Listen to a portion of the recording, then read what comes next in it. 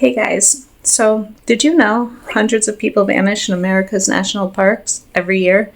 And sometimes something even stranger happens. The military shows up, almost immediately, just out of the blue. Then poof, just disappears without any explanation.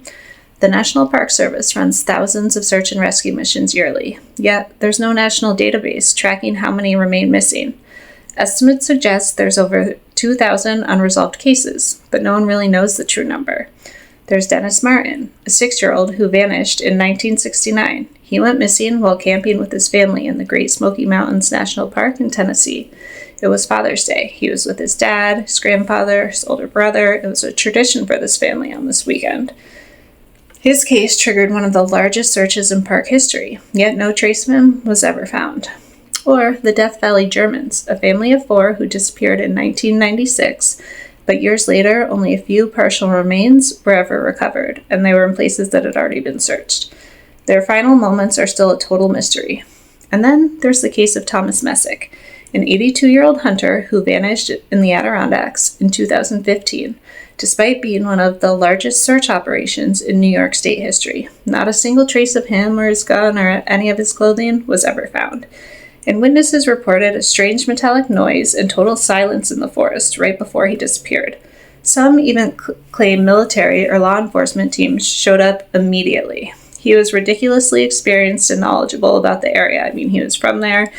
He'd hunted his whole life. He was with friends and family on this hunt, and his disappearance, to me, it's just baffling. I mean, I don't know, that's my opinion.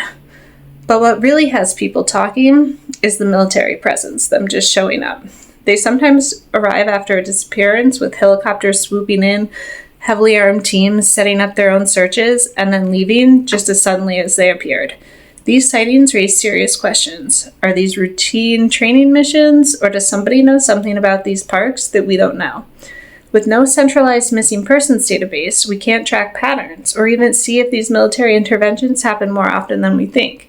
Meanwhile, families are desperate for answers, and they're just left in the dark. And I have to mention, if people going missing in national parks is something that you're interested in, then you need to look into David Paulides' work. He's easy to look up, or you could look up the Missing 411. He has books, movies, tons of YouTube videos.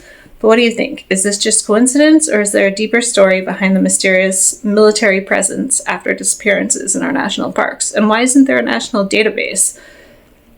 I don't know. It's crazy to me. But as usual, thanks for watching. I'm Caroline. This is Hidden Headlines. Bye.